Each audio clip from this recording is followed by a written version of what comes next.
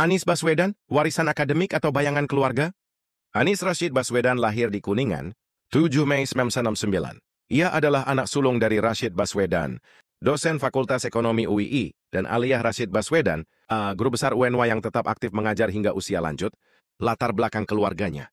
Bukan sembarang keluarga, ayah dan ibu sama-sama. Akademisi yang dikenal berdedikasi. Dan ia adalah cucu dari Abdurrahman Baswedan, pahlawan nasional, diplomat, wartawan dan mubalik besar. Sejak kecil Anies aktif berorganisasi. Ia membentuk klub remaja Kelabang di kampungnya di Yogyakarta, menjadi ketua OSIS SMP Negeri 5, lalu terpilih ketua OSIS se-Indonesia pada 1985. Saat SMA di Yogyakarta, saat baru kelas 1, ia lalu panjang jalannya ke dunia akademik, sarjana ekonomi UGM, beasiswa EFS ke Wisconsin, kemudian ke Tokyo, S2 Harvard di University of Maryland, dan S3 Ilmu Politik di Northern Illinois University. Ia menjadi rektor termuda Paramadina University pada usia 38 dan mendirikan Gerakan Indonesia, mengajar yang menggerakkan ribuan sarjana mengabdi di pelosok negeri.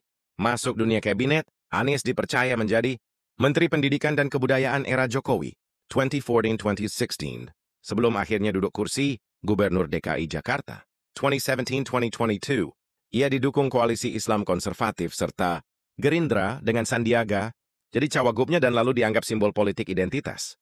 Namun banyak pandangan skeptis terhadap karir politiknya. Janji deras 100 juta, per warga tak pernah terrealisasi. Andalannya hanya pencitraan dan kualitas hidup Jakarta. Menurun saat mereka dinilai lemah menghadapi ormas dan kriminal jalanan. Lalu pertanyaannya mengganjal, saat karirnya melonjak, apakah itu hasil perjuangan, rakyat atau warisan nama keluarga? Program sosial dan sekolah gratis. Masih lekat jejak jaringan keluarga akademik yang membentuk narasi, bukan suara akar rumput. Program Indonesia Mengajar memang inspiratif, tapi apakah itu jadi alat branding politik juga? Karir politiknya terasa luas, dari akademik ke birokrat, ke pos gubernur, lalu calon presiden 2024. Namun banyak yang bertanya, seberapa merdeka Anies dari bayang-bayang elit kekuasaan lama? Apakah ia benar-benar independen, atau tetap menjadi bagian dari struktur kekuasaan lama yang berbaju baru? Hari per ini, kritik media dan komentar publik sering datang. Kekakuan kurikulum saat periode mendikbudnya, santernya politik identitas, ketimpangan Jakarta yang semakin kaya tapi tak beradab. Anies ini bukan diktator, bukan pecundang. Ia adalah tokoh kompleks, akademik yang melekat di elit, bukan di rakyat.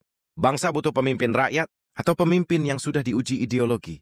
Saatnya bertanya besar, apakah Anies memimpin untuk umat atau hanya mewariskan nama keluarga? Pada akhirnya sejarah tak menilai gelar, tapi keteguhan. Siapa yang berjalan tanpa bayangan? Siapa yang melangkah atas ide, bukan warisan darah? Tenaga boleh habis, tapi